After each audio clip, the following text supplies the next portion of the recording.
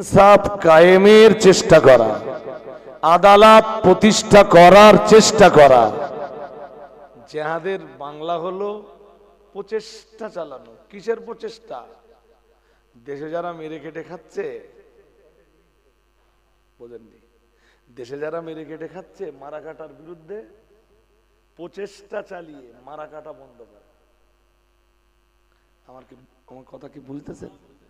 এখন আপনি যখন মারা কাটা বন্ধ করতে যাবেন, যারা মারা কাটা করে দেশে যারা মারা কাটা করে সবসময় তারা একটু মস্তান টাইপের হয়। হ্যাঁ কিনা কিছু বললেন? যারা মারা কাটা করে তারা কোন ক্যাটাগরির হয়? মস্তান ক্যাটাগরির হবে না? এবারে তাদের এই মারা কাটা যখন বন্ধ করতে যাবেন, তারা আপনার এগেনস্টে মস্তানি দিয়ে অ্যাকশন নেওয়ার চেষ্টা করবে না? ভুল বলছি আমি? মস্তানি দিয়ে অ্যাকশন নেওয়ার চেষ্টা করবে তো তখন আপনি তাদের এই মস্তানিটা রুখবেন কি দিয়ে? তাদের এই সন্ত্রাসটা রুখবেন কি দিয়ে? তখন আপনি হাতে অস্ত্র তুলে নেন। এর নাম জিহাদ। এর নাম জিহাদ। মানে নিরীহ মানুষকে মারা নয়, নিরপরাধ মানুষকে মারা নয়। জিহাদ মানে নির্দোষের উপরে আক্রমণ নয়। জিহাদ ন্যায় বিচার প্রতিষ্ঠার জন্য। সুবহানাল্লাহ। আর একটু মন খুলে বলেন, জিহাদ পৃথিবীতে ইনসাফ কায়েমের জন্য, জিহাদ আদালত প্রতিষ্ঠার জন্য, জিহাদ সুবিচার কায়েমের জন্য, জিহাদ সন্ত্রাস মুক্ত সমাজ গঠনের জন্য, জিহাদ সন্ত্রাস মুক্ত দেশ গঠনের জন্য, জিহাদ মারা কাটা বন্ধের জন্য, জিহাদ রক্তপাত বন্ধের জন্য। আমার কথা এই পর্যন্ত কি বুঝেছেন? কি বললেন? আল্লাহ বললেন একটা ব্যবসা শেখাবো। কি সেই ব্যবসা? তুমিনুনা বিল্লাহি, ঈমান আনবে তোমরা আল্লাহর উপর, ওয়া রাসূলিহি, ঈমান আনবে তোমরা রাসূলের উপর, ওয়া তুজাহিদুনা ফি সাবিলিল্লাহ, জিহাদ করবা তোমরা আল্লাহর রাস্তায়, প্রচেষ্টা চালিয়ে যাবে তোমরা আল্লাহর রাস্তায়। আমরা জানো বললাম আল্লাহ প্রচেষ্টা আমরা কেমনে চালিয়ে যাব?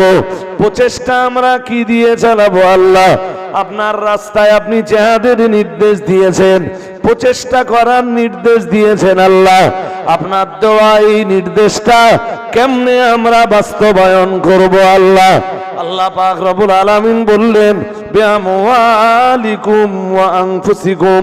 আল্লাহ পাক রব্বুল আলামিন বললেন তোমরা জিহাদ করবা দুইটা জিনিস দ্বারা। এক নম্বরে বললেন বিআমওয়ালিকুম, তোমরা জিহাদ করবা, প্রচেষ্টা করবা তোমাদের সম্পদ দিয়ে। আরেকটু মন খুলে বলেন। পাশে আরেকটা কথা একটু যোগ দিয়ে নেই, সেটা হলো শান্তির মেসেজ, শান্তির বার্তা পাওয়া যায় শুধু কোরআনে। সুবহানাল্লাহ বলুন। কথা কোন জায়গায় হচ্ছে জানো? এ তাবারুক কি আছে ডালালো, এরা করছি তাবারুক দেওয়ার সময় হয়েছে। এখন ঝামেলা করে তাবারুক খাওয়াটা নিজের জন্য প্রতিবন্ধকতা সৃষ্টি করে না বাবা। এমন কন্ডিশন যেন না হয় যে তুমি তাবারুক পাচ্ছ না। একটুখান ধৈর্য ধরো, হয়ে গেছে। শান্তির মেসেজ পাওয়া যায় কোরআনে। সুবহানাল্লাহ বললেন না তো? আর একটু মন খুলে বলেন। আবার বলছি, শান্তির মেসেজ পাওয়া যায় কোরআনে। তাই তো, কোরআন তো আমার আল্লাহ শান্তি প্রতিষ্ঠার জন্যই পৃথিবীতে পাঠিয়েছেন। অশান্তি অরাজকতা মদিনার দিকে তাকালে, তৎকালীন মদিনার দিকে তাকালে আপনি বুঝতে পারবেন মদিনায় রসুলের ইন্তেকালের আগে কোনো চোর নেই, ডাকাত নেই, গুন্ডা নেই, বদমাইশ নেই, কোনো মার্ডারার নেই, মার্ডার কেসের আসামি নেই। সুবহানাল্লাহ এখন বলবেন না পরে বলবেন?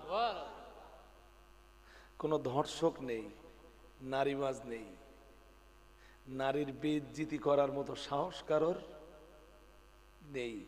মুহাম্মাদুর রাসূলুল্লাহ সাল্লাল্লাহু আলাইহি ওয়াসাল্লাম। এক, সন্ত্রাস মুক্ত সমাজ গড়েছেন, রাষ্ট্র গড়েছেন, দেশ কায়েম করেছেন। দুই, শান্তিপূর্ণ রাষ্ট্র উপহার দিয়েছেন। আর একটু মন খুলে, তিনি তো মদিনায় দাঁড়িয়ে বলেছিলেন সুদূর ইয়ামান থেকে একজন মহিলা, সঙ্গে বাবা থাকবে না, ভাই থাকবে না, ছেলে থাকবে না, স্বামী থাকবে না, মুহরেম কোনো পুরুষ থাকবে না, একা সুদূর ইয়ামান থেকে সে মক্কা শরীফে হজ করতে আসবে, তাকে ডিস্টার্ব করার মতো কোনো পুরুষ থাকবে না। শান্তির সমাজ না অশান্তির সমাজ? কি বুঝতেছেন এত রাত্রে? কি শান্তির সমাজ কায়েম করেছেন রাসূলুল্লাহ। চোর নেই, আজও নেই। সেই যে তিনি রেখে গেছেন, আজও কোনো চোর না। নামাজের সময় সোনার দোকান খোলা, কোটি কোটি টাকার সোনা দোকান খোলা, দোকানদার নামাজে, চুরি করার লোক নেই। আমাদের দিকে কি বলে, কি ক্যামেরা আছে তা কি আছে, মুখে ডাব বেঁধে ঢুকে গেল। আর যে পুলিশ কেস ধরে দেবে, এটাও তো হতে পারে ওরা পুলিশের সাথে কন্ট্যাক্ট করে তাই ঢুকে দেয়। এটা হয় না? হয় না? কোন দেশে হয়? যে দেশে ঘুষ চলে, যে দেশে টাকার জোর খাটে। আমার দেশে কি ধনীরা অন্যায় করে পার পেয়ে যায় কিসে? ধনীর ছেলেরা অন্যায় করলে শাস্তি হয় না কেন? জোরে বলেন। যে দেশে কোরআনের অনুশাসন আছে সে দেশে চলে না। যে দেশে সৌদির পুলিশদের ঘুষ দিতে জামিন দিন, ওদের ওই কোনো গাড়ি যদি বেয়াদবি করে, ওরা কোনো গাড়ি তাড়াবে না, তো ওর মালিককে ফোন করবে না। ওদের সিস্টেম কি জানেন? আপনারা কি মন বাইরে দিচ্ছেন নাকি? ওদের সিস্টেম কি জানেন? অটো সিস্টেমে গ্রামা লেগে যাবে। আচ্ছা, গ্রামা মানে জরিমানা। আমরা কি বলি ইংরেজিতে, কি বলি? ফাইন। কি বলি? ফাইন। আর ওরা বলে গ্রামা। আরবিতে গরামাতুন মানে ফাইন। যেটা আপনারা ফাইন বলছেন, ওর আরবি হলো গরামা। কথা কি বুঝতেছেন? অটো সিস্টেমে ফাইন লেগে যাবে, 5,000 রিয়াল ফাইন লেগে গেল। 5,000 রিয়াল মানে ইন্ডিয়ায় কত? তাড়াবে না তো ওরা। একটা গাড়ি সিগন্যাল ফেল করেছে, আমার দেশের পুলিশ যেমন তাড়ায়, এরা তাড়ায় কেন? ওদের একটা স্বার্থ আছে। ওরা যদি ধরতে পারি, যদি 5,000 টাকা নগদ নিয়ে নিতে পারি।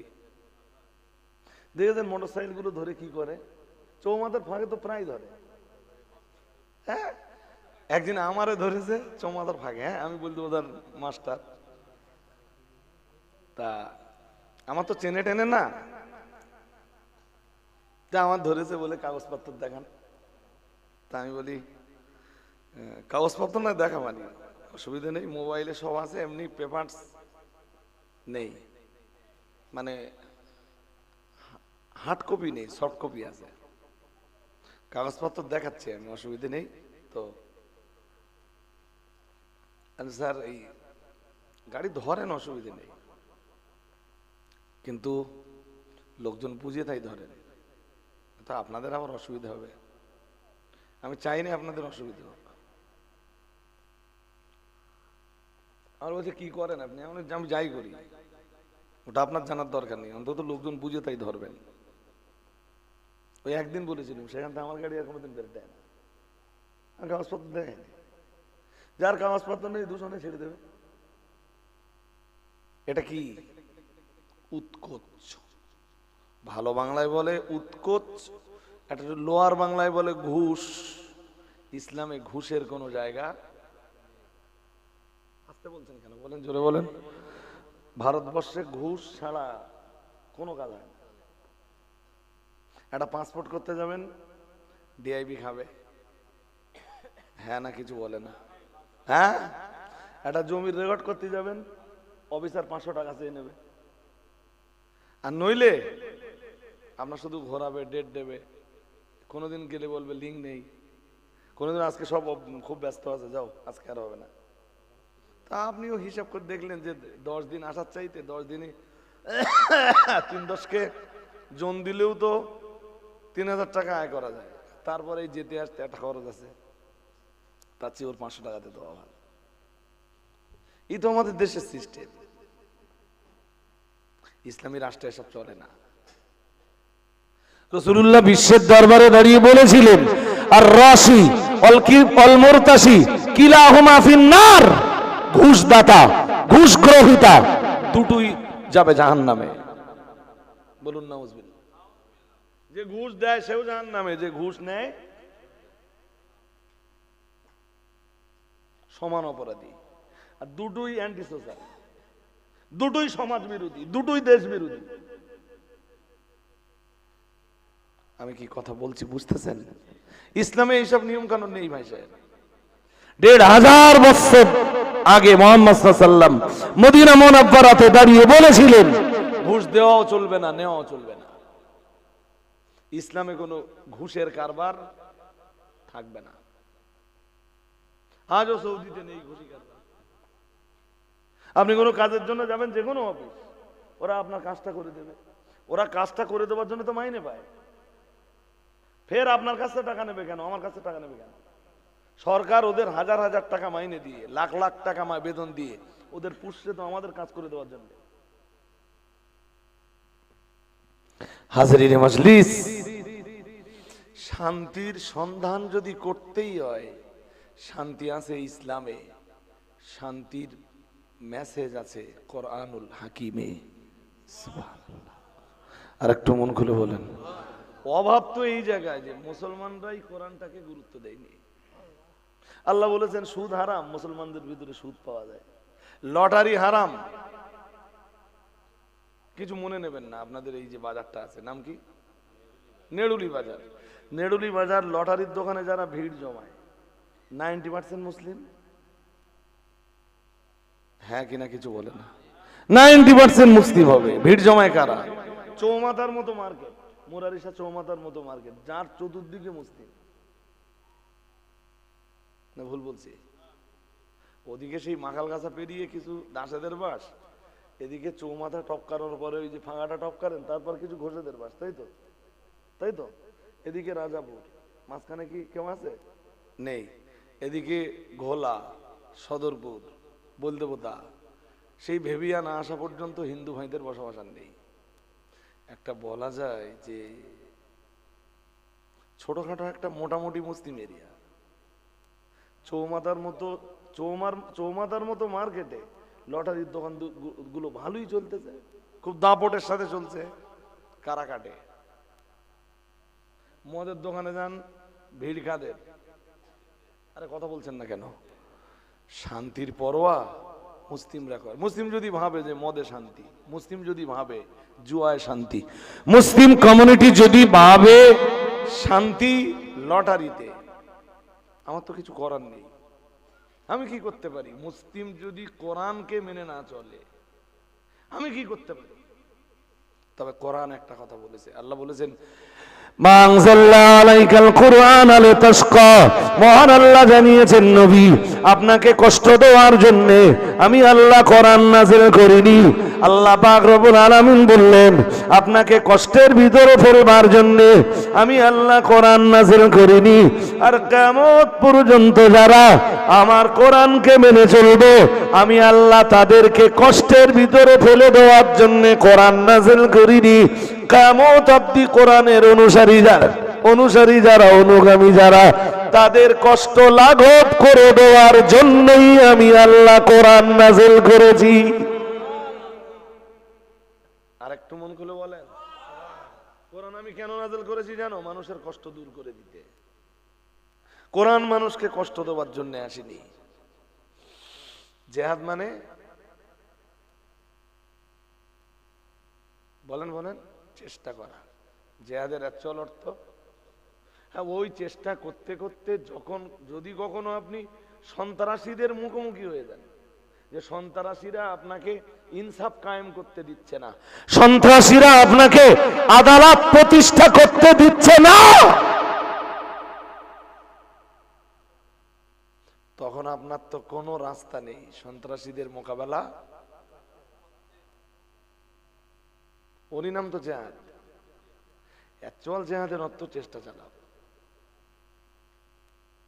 সুবহানাল্লাহ। আর একটু মন খুলে বলেন, এই যে মাদ্রাসাগুলো পরিচালনা হয় এবং আল্লাহর রাস্তায় চেষ্টা করা হয়, এদের হাতে কোরআন তুলে দেওয়া, এদেরকে কোরআনের হাফেজ বানানো, এদেরকে কোরআনের আলেম বানানো, এরাই একদিন মানুষকে শান্তির মেসেজ দেবে। তাতে আল্লাহর দ্বীন জিন্দা হবে, তাতে আল্লাহর দ্বীন প্রতিষ্ঠিত হবে, তাতে শান্তি প্রতিষ্ঠিত হবে। আজকে এই দুটো ছেলের মাথায় আমরা পাগড়ি পড়ালাম, আমি বলেছিলাম মজ করতে বসিনি তো, এইরকম ছেলে বানাতে কি খরচ হবে না? টাকা পয়সা কি উঠেছে কিছু? আজকে কে করেছিল? দুটো ছেলের জন্য আমি বেশি চাইব না, একজন কেউ 10,000 টাকা দেবেন? আপনি আপনি নাম কি? আচ্ছা, এখানে বাড়ি? আমার চেনেন ভালো নাকি? আলহামদুলিল্লাহ। কেন ধরা দেবেন না? পরে অন্তত ধরা দেন। নারায়ে তাকবীর। কই আওয়াজ ভালো দেননি তো, আমি চেয়েছি সঙ্গে সঙ্গে দিয়ে দিয়েছি, বলে আমি দিয়ে দেবো ইনশাল্লাহ। নারায়ে তাকবীর। নাম অজ্ঞাত রেখেছেন, 10,000 টাকা দেবেন, বলুন জিন্দাবাদ। 10,000 টাকা বলুন মারহাবা। নারায়ে তাকবীর, নারায়ে তাকবীর। সিলসিলায়ে মুজাদ্দিদুজ জামান, বলুন না সিলসিলায়ে মুজাদ্দিদুজ জামান। নারায়ে তাকবীর।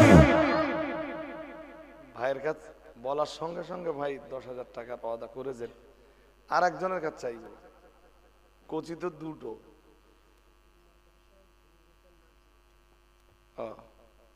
কোচি দুটো না, একটা কোচি না দুটো কোচি? দুটো কোচি। তো একজন 10,000 দিয়েছেন, আর একজনের 10,000 দিতে হবে। আল্লাহর কোন নেক বান্দা আছেন, এই মাদ্রাসা আপনাদের গৌরব, মাদ্রাসা আপনাদের।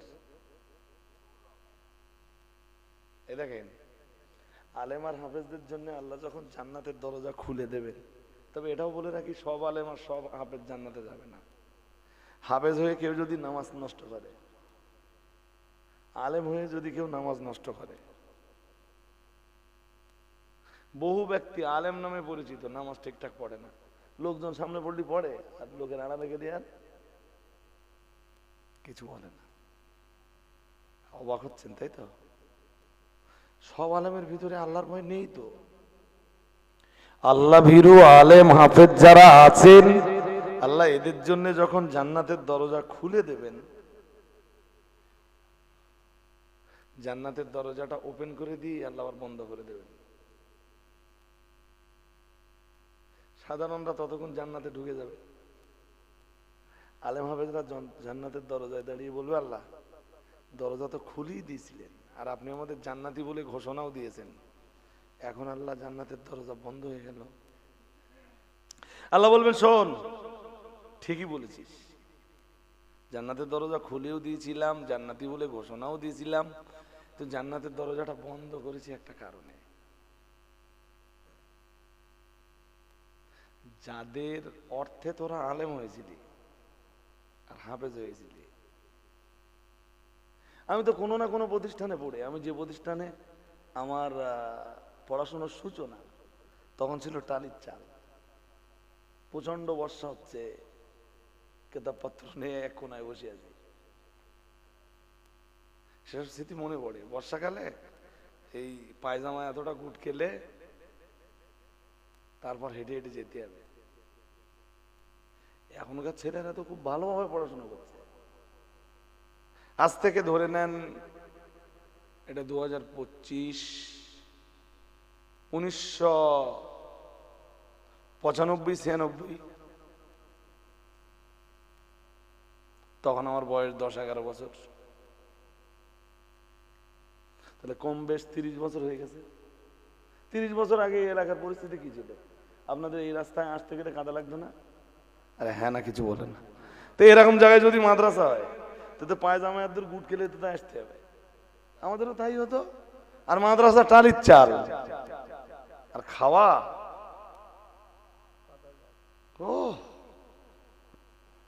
ওই ডাইল যারা সহ্য করতে পেরেছে তারা আলেমতি পেরেছে। এখন তো এরা সুখের সাথে পড়াশোনা করছে। আমি আমার ছেলেরে প্রায় বলি, আমি তোমার বাবা যা কষ্ট করেছে তুমি 1% কষ্ট করেনি বাবা। তোমার আব্বু যা কষ্ট করেছে তোমার সেই কষ্টের 1% হয়নি। তুমি তো কষ্টই পাওনি।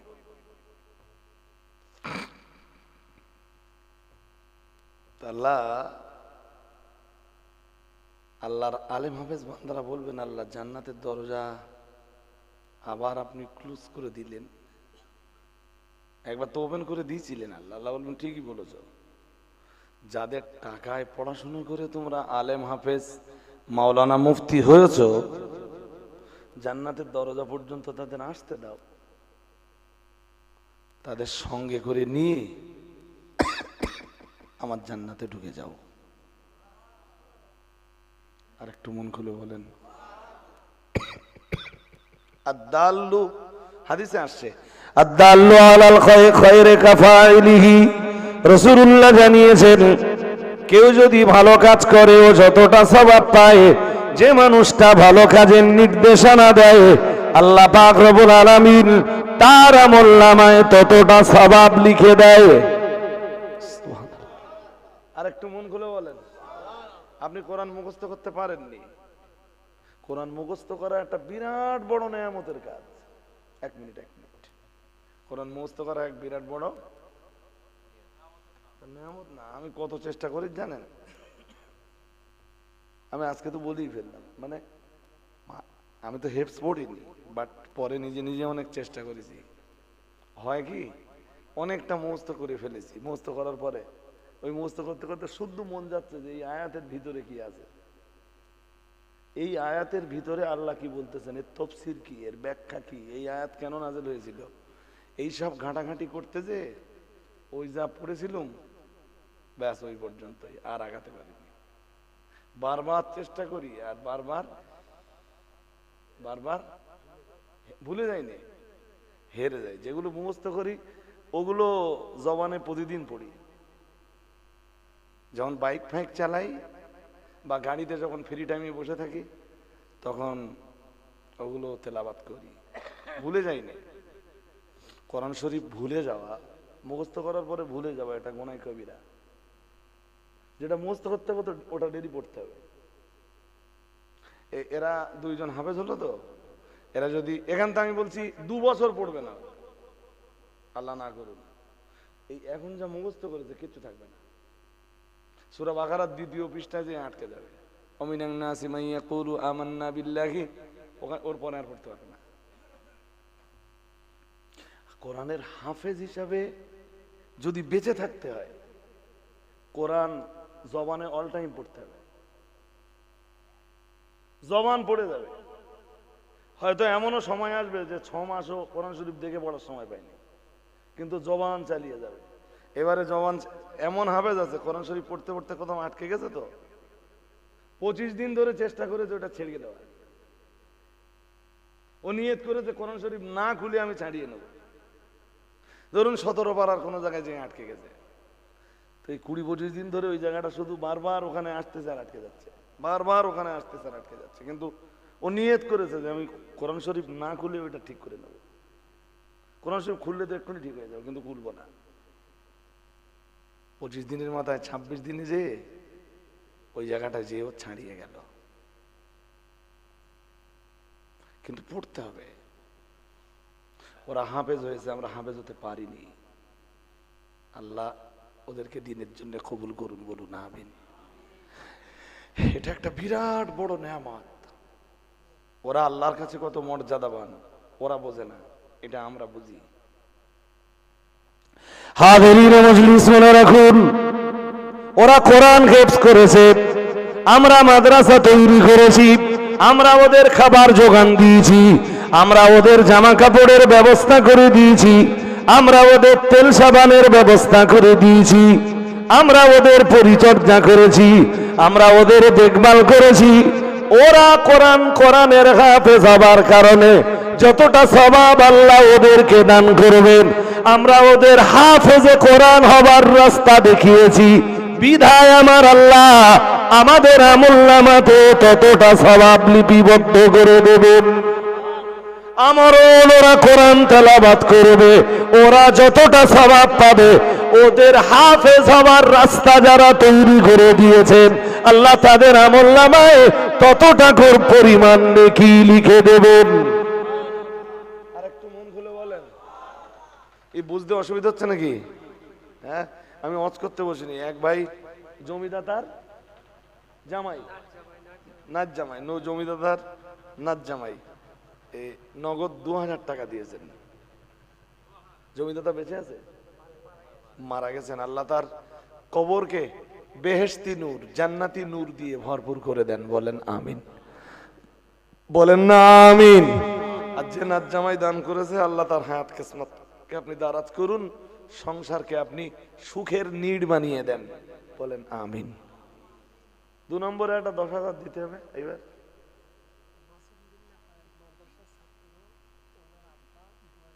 কোথায় বাড়ি?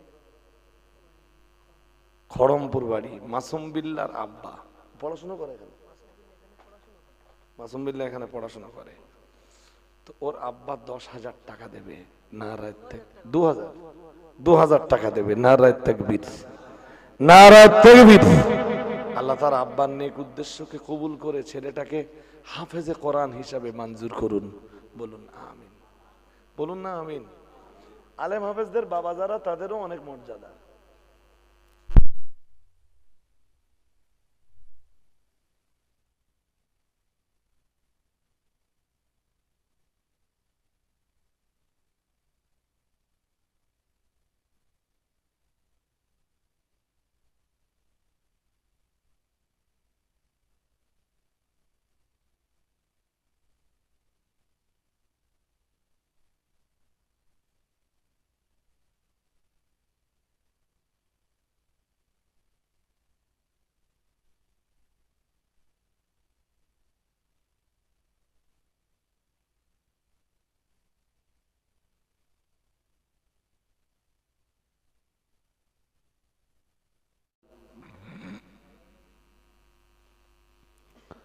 هل أدلكم على تجارة تنجيكم من عذاب أليم تؤمنون بالله ورسوله وتجاهدون في سبيل الله بأموالكم وأنفسكم ذلكم خير لكم إن كنتم تعلمون। আজকের মজলিসের নির্বাচিত সভাপতি সাহেব, স্টেজে উপবিষ্ট সুধী সমাজসেবীর দল, আমন্ত্রিত ওলামায়ে কেরাম, সম্মুখে বসা আল্লাহওয়ালা শ্রোতামণ্ডলী, সম্মানিতা ধার্মিকা আল্লাহওয়ালি মায়েরা, এখন ঠিক রাত 1:00 বাজে। মোটামুটি 1:30 পর্যন্ত একটা টার্গেট নিয়ে আমি বসেছি। এতক্ষণ ধরে ওয়াজ নসিহতের পর্ব চলেছে। আমি স্টেজে আসবার পরে পরপরই 2টো বাচ্চাকে আমরা পাগড়ি দিয়েছি। আল্লাহ পাক কোরআনুল কারীমের সাউন্ড পরিষ্কার নেই, একদম পরিষ্কার করো সাউন্ডটা, অবস্থা ভীষণ খারাপ নাই।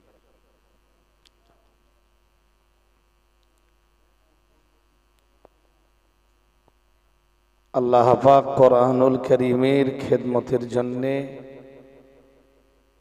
হাফেজে কোরআন ছাত্র দুটিকে কবুল করুন। সকলে বলুন আমিন। আওয়াজ আপনাদের খুব একটা ভালো হয়নি, আর একটু আওয়াজ দিয়ে বলেন আল্লাহুম্মা আমিন। যতটা মানুষ আছেন আওয়াজ ঠিক সব দিক দিয়ে সমান উঠিনি, আর একটু ভক্তি ভরে বলেন আল্লাহুম্মা আমিন। এবার হয়েছে আলহামদুলিল্লাহ। কোরআন শরীফের 28 পারা সূরা সফ থেকে ছোট ছোট দুইটা আয়াতে কারিমা পড়েছি। শুধু ধারণাটা দিচ্ছি আপনাদের। আমি নিয়ত করে বসেছি এখানে আসবার পরে শুনলাম আমি যে আল্লাহ এই গ্রামের একজন মানুষকে তার কাছে ফিরিয়ে নিয়েছেন। মরে যাওয়া মানে মউতের সঙ্গে সঙ্গে একজন মানুষ আল্লাহর কাছে ফিরে যায়। সুম্মা ইলা রাব্বিকুম তুরজাউন। আল্লাহ বলেন মালাকুল মউত যখন কারো জান কবজ করে, এই জান কবজের পরে কি হয় জানো? সুম্মা ইলা রাব্বিকুম তুরজাউন। সে তার রবের নিকটে ফিরে যায়। কেউ ভালো অবস্থাতে ফেরে আর কেউ খারাপ অবস্থাতে ফেরে। যে মানুষটা মারা গেছেন, ইন্তেকাল করেছেন, তার জন্যও দোয়া করাটা আমাদের কর্তব্যে বর্তায়। আমরা আখেরি দোয়া মোনাজাতে তো দোয়া করবই ইনশাআল্লাহ। সে সাথে এখন ছোট্ট করে একটু দোয়া করি, আল্লাহ তার জিন্দেগির গুনাহগুলোকে ক্ষমা করে দিয়ে তার রহমতের ছামিয়ানার তলে তাকে একটু জায়গা করে দেন। বলেন আমিন। আর একটু আওয়াজ দিয়ে বলেন না আমিন। নারায়ে তাকবীর, নারায়ে তাকবীর। ছেলে দুটো আছে না, চলে গেছে? তো ওদের দুজনকে স্টেজে এখনো বসিয়ে রেখেছি। 2-3 মিনিটে আমি আয়াতের সারমর্মটা বলছি। আয়াত দুটো চাহিদা অনেক। 28 পারা সূরা সফ 10 এবং 11 নম্বর আয়াত। বিসমিল্লাহির রহমানির রহিম। ইয়া আইয়ুহাল্লাযীনা আমানু, হে ঈমানওয়ালা মানুষের দল। হাল আদুল্লুকুম, আমি কি তোমাদেরকে নির্দেশনা দিব? আলা তিজারাতিন, একটা ব্যবসার নির্দেশনা। আমি কি তোমাদেরকে বলে দেব একটা বিজনেসের কথা?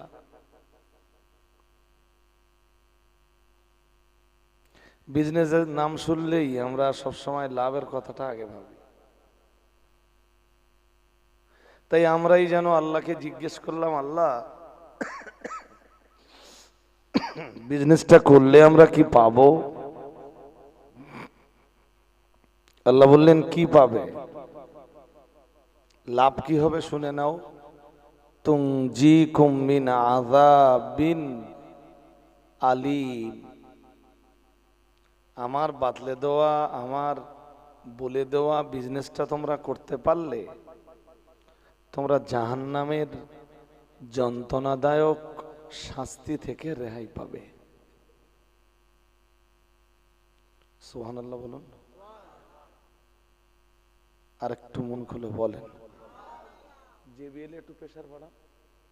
আমি বলেছিলাম মনিটরটা বন্ধ করে দিতে, দাও না, মনিটর বন্ধ করে দাও।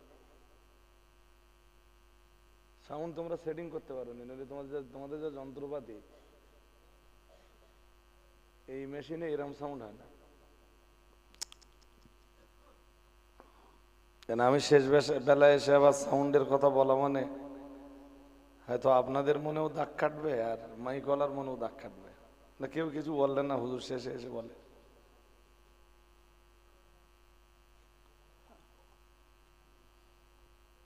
তাহলে আমরা বিজনেসটা কি সেটা জানলাম না।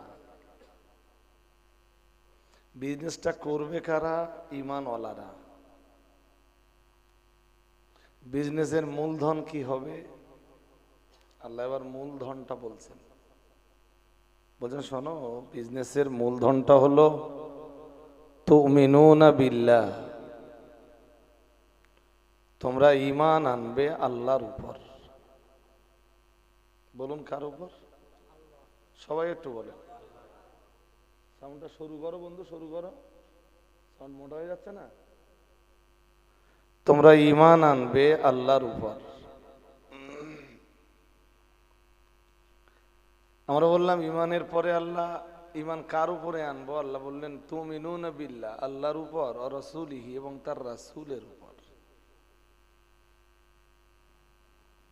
খুব মন দিয়ে শুনুন, আমার 10 নম্বর আয়াত বলা শেষ, 11 নম্বরটা শুরু করেছি। তুজাহিদুনা ফি সাবিলিল্লাহ। আমরা বললাম আল্লাহ আল্লাহ রাসূলের উপরে ঈমান আনার পরে আমরা কি করব? আল্লাহ আর কি করতে হবে? আর কি করলে আমরা বিজনেসে সাকসেস হব? আল্লাহ বললেন আর একটা মূলধন তোমাদের দিতে হবে। আমরা বললাম কি সেই মূলধনটা? আল্লাহ বললেন তুজাহিদুনা ফি সাবিলিল্লাহ, তোমরা সবাই আল্লাহর রাস্তায় জিহাদ করবা। সুবহানাল্লাহ বলেন না তো? না ভয় পাচ্ছেন? যে জিহাদের নাম শুনে ভয় হয়? আমি এর আগে আমার জলসা ছিল ঝুরুলি, সেখানে জিহাদ আর সন্ত্রাস, সন্ত্রাস এক জিনিস আর জেহাদ আর এক জিনিস, এইটাই 2 ঘন্টা ধরে বুঝিয়েছি। অল ডে ইসলাম বিদ্বেষীরা জেহাদটাকে বিশ্বের দরবারে তুলে ধরেছে সন্ত্রাসের নামে, আর তারা তাদের সন্ত্রাসটা সারা বিশ্বে চালিয়ে যাচ্ছে। অথচ তারা জেহাদের নাম রেখেছে, বলুন,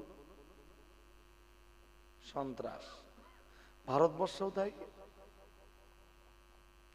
মুসলিমরা সন্ত্রাসী, আর মুসলিমদেরকে যারা পিটিয়ে মারছে তারা সন্ত্রাসী না। এই জন্য জেহাদ কি আর সন্ত্রাস কি, এই দুটো জিনিস মুসলিমদের নতুন করে বুঝবার সময় হয়েছে। ছোট্ট করে সন্ত্রাসটা একটুখানি বলে দিই। কোন জিনিসকে সন্ত্রাস বলতে গেলে সেখানে 3টে জিনিস লাগবে। মন দিয়ে শুনুন, আমি বলো শুন না দিয়ে ওয়াজ করছি।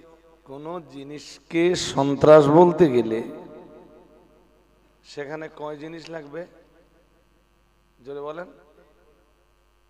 1, মুখস্থ করুন, আপনাদের ইন্টারভিউ নেব আমি বলার পরে। 1 নম্বরে লাগবে দলবদ্ধতা, মানে জোট বাঁধা।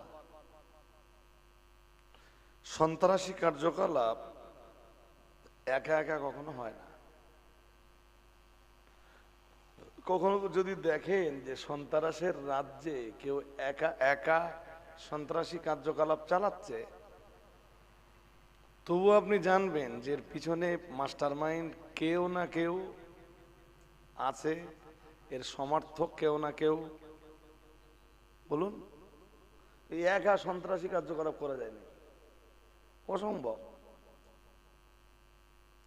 সুতরাং সন্ত্রাসী বাইরে মন যাচ্ছে আপনাদের, মন বাইরে দিলে হবে না ভাই সাহেব, আমি ওয়াজ করতে বসিনি। সুতরাং কোন জিনিসকে সন্ত্রাস বলতে গেলে যে 3টে জিনিস লাগে, তার 1 নম্বরটা হলো দলবদ্ধতা। 2, তো এখন এই দলবদ্ধতার কথাই যখন বলেছি, তাহলে আর একটা প্রশ্ন আসে। আমরা এখানে যারা ওয়াজ শুনতে বসেছি, আমরাও তো দলবদ্ধ, হ্যাঁ না বলে না? মসজিদে যখন জামাতে নামাজ পড়ি, তখন জামাত মানেই তো দলবদ্ধতা। তাই তো? তার মানে মসজিদে যারা নামাজ পড়তে ঢোকে ওরা কি সন্ত্রাসী? আমরা যারা এখানে শুনতে বসেছি আমরা কি সন্ত্রাসী? না। তাহলে 2 নম্বরে আর একটা জিনিস লাগবে, দেখি। একে দলবদ্ধতা, কোন জিনিসকে সন্ত্রাস বলতে গেলে আর একটা জিনিস লাগবে, সেটা হলো অস্ত্র শস্ত্রের ব্যবহার বা আগ্নেয় অস্ত্রের ব্যবহার। কি লাগবে? বা অস্ত্র শস্ত্রের ব্যবহার। মানুষকে খুন, হত্যা, জখম, মার্ডার করা যায় এরকম কোন জিনিসপত্র হাতে। এবার আর একটা জিনিস আরেকটু ক্লিয়ার করে দেই। পুলিশ যখন কোন ক্রিমিনালকে তাড়ায়, পুলিশ জোটবদ্ধ থাকে, আবার পুলিশের কাছে আগ্নেয়াস্ত্র থাকে, তাহলে পুলিশ কি সন্ত্রাসী? জোর করে বলেন। ক্রিমিনালকে যখন তাড়াবে, একটা পুলিশ তাড়াবে না। এমন সিরিয়াস ক্রিমিনাল আছে যারা একটা পুলিশকে আশেপাশে পেলি হাত দিয়ে ঘুষিয়ে মেরে দেবে। আছে না এরকম বদমাইশ দেশে? আছে। এই কারণে পুলিশ যখন কোনো ক্রিমিনালের পিছু নেয়, জোটবদ্ধ ভাবেই নেয়, তাহলে ওদের দলবদ্ধতা থাকে 2। বুডু, বাবা তোমরা বাদাম খাচ্ছ? পরে খাও, এখন বন্ধ করে রাখো, বাদাম পরে খাবি তোরা। ওদের ওই বাদাম খাওয়ার জন্য আমাদের ডিস্টার্ব হয়ে যায়। এই কথাগুলো বোঝা আর কি। 3 নম্বরে যেটা লাগবে, এই জন্য 3 নম্বর আর একটা জিনিস দরকার।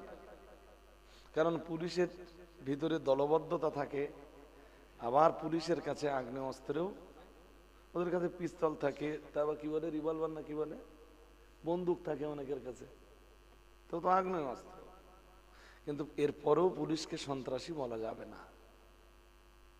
তাহলে কোন জিনিস সন্ত্রাস হওয়ার জন্য 3 নম্বরে আর একটা জিনিস লাগবে। কি লাগবে? আমি জরুরিতে এই কথাগুলো বলছিলাম, তবে এর বিস্তার ব্যাখ্যা করেছি।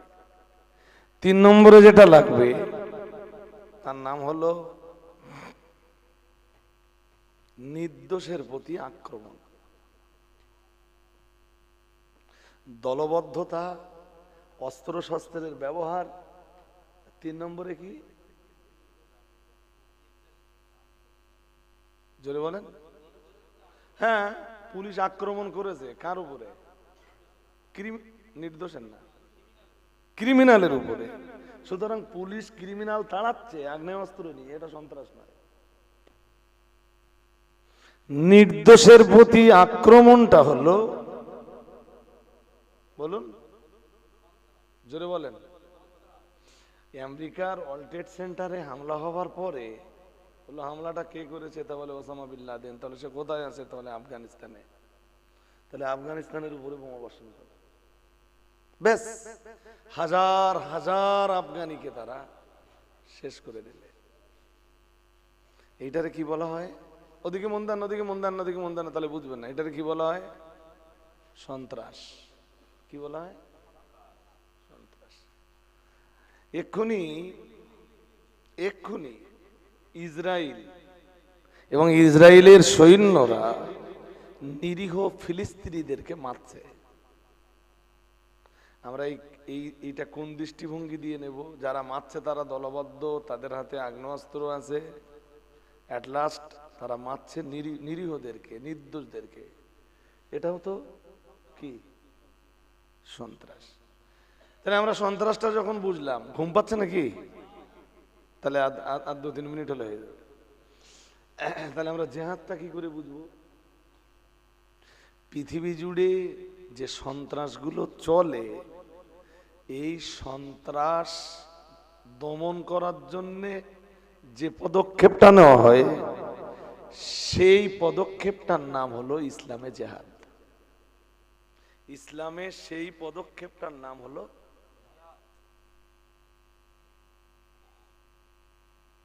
আমার কথা কি বুঝেছেন কিছু? চল, জেহাদ মানে সন্ত্রাস না। রাসূলুল্লাহ মক্কায় 13 বছর ধরে মার খেয়েছেন। রাসূলুল্লাহর কি দোষ ছিল? হ্যাঁ না বলেন। রাসূলের সাথী সঙ্গী যারা ছিল, হযরত আবু বকর, ওমর, ওসমান, আলী, তালহা, জুবাইর, এরা যারা ছিলেন, খাব্বাব ইবনে আরত, হযরত বিলাল ইবনে রবাহ, এনারা যারা রাসূলের সঙ্গী ছিলেন, এদের কি কোনো অপরাধ ছিল? তাহলে ওরা ওরা আবু জেহেল, উতবা, আবু জেহেল, আবু লাহাব, উতবা, সাইবা, রাবেয়া, এরা যারা রাসূলুল্লাহ সাহাবীদেরকে মেরেছে, দোষীদের প্রতি দোষীদেরকে ওরা দোষীদেরকে কষ্ট দিয়েছিল না নির্দোষদের কষ্ট দিয়েছিল? ওটা কি ছিল? 13 বছর ধরে সহ্য করার পরে রাসূল যখন মদিনায় গেলেন, আল্লাহ তখন জিহাদের আয়াত নাযিল করে দিলেন। বলেন ওরা এতদিন ধরে যে সন্ত্রাসটা চালিয়েছে, এবার জিহাদ দিয়ে আপনি ওই সন্ত্রাসটা দমন করুন। সুবহানাল্লাহ। আর একটু মন খুলে বলেন। তবে জিহাদ মানে সবসময় অস্ত্র হাতে তুলে নেওয়া না।